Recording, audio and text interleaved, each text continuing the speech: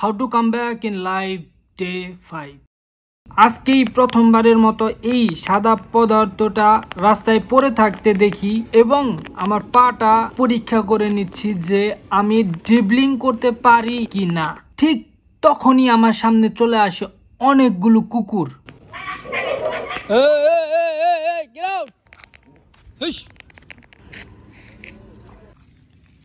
এবং আমিও পড়ে থাকা সাদা টুকরোগুলো হাতে তুলে নেই ফর মাই সেফটি এবং ভাবতেছিলাম যে এগুলোই কি সেই সাদা পাথর নাকি। তবে এটা আমার মনের একটা প্রশ্ন ছিল মাত্র, কিন্তু কোনো সৎ উত্তর পেলাম না। পেলাম দুইজন মুসল্লিকে এবং তাদের সাথেই চলে গেলাম মসজিদে।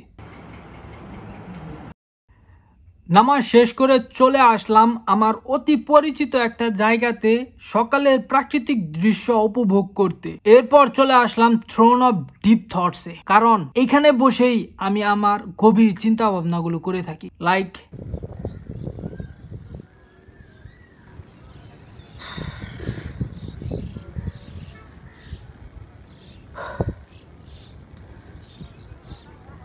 We shall overcome, we shall overcome one day.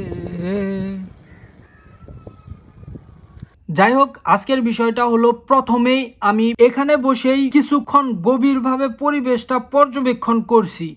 এরপর সকালের পিওর অক্সিজেন বুক ভরে নিয়ে নিলাম বেশ কিছুক্ষণ এবং এভাবেই দেখা মিলল পূর্ব আকাশে সূর্যের হাসির। সুতরাং এখন বাড়ি ফিরে আসার পালা।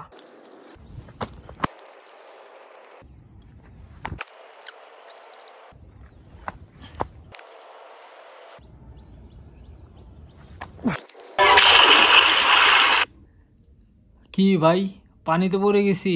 না, পড়ি নাই। I am just joking with you. বাড়ির পিছনে একটা বিষয় খেয়াল করলাম, অনেক দিন ঝোপঝাড় পরিষ্কার না করার কারণে জঙ্গল হয়ে গেছে। সুতরাং এটা পরিষ্কার করতে চলে আসছি, কারণ ভিন্ন ভিন্ন কাজের মাধ্যমে জীবন থেকে একঘেয়েমিজনিত বিরক্তি দূর করা সম্ভব।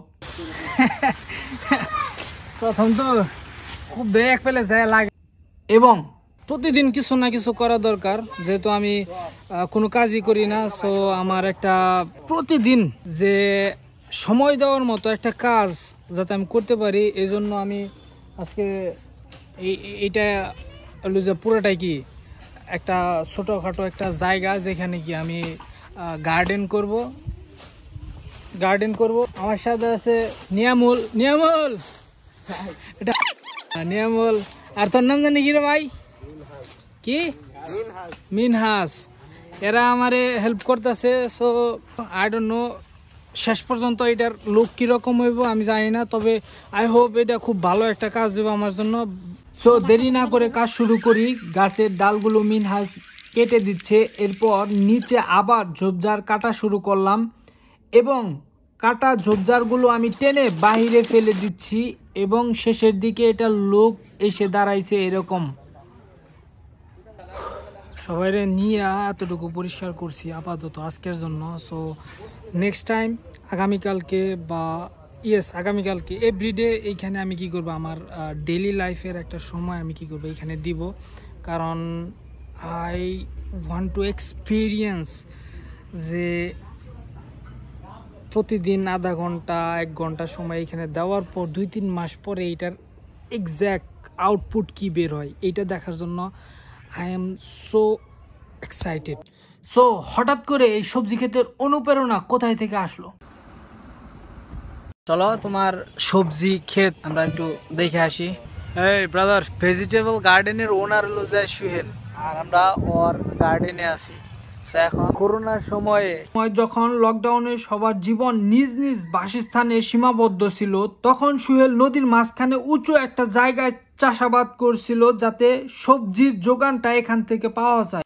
ভালো কাজ, সবচেয়ে ভালো কাজ কৃষি কাজ করতেছে, কারণ খাদ্যের অভাব সংকট যাতে না হয় এই জন্য কি বাড়ির আশেপাশে যে জায়গায় কি খোলা জায়গা আছে সেগুলোতে আমাদের সকলেরই কি গার্ডেন করা উচিত। সো এই যে যেরকম আমাদের ভাই গার্ডেন করছে। আমাদের যদি জায়গা থাকে তাহলে প্লিজ যার যেরকম মনে চায় সেই রকম কিছু একটা গার্ডেন করা উচিত। অলমোস্ট 1 মাস পরে আমরা আবার এই গার্ডেনে কি গাছগুলা কিরকম হয়েছে দেখার জন্য আসছি। ফলস্বরূপ কয়েক সপ্তাহ এবং মাসের মধ্যে আমি এটা বাস্তবে পরিণত হতে দেখলাম। আলহামদুলিল্লাহ, আমাদের গার্ডেন মানুষের খাবারের চাহিদা বা খাবারের যোগান দিতেছে হেলদি ওয়েতে। অর্গানিক যে ভেজিটেবল আছে এগুলো আমরা খাইতেছি। তো আমরা এখন শসা খাইতেছি, কিউকাম্বার। এই জন্য আমাদের সকালে কি গার্ডেন করা উচিত। Thank you very much, have a good life. আর এইটার অনুভূতিটা অ্যামেজিং।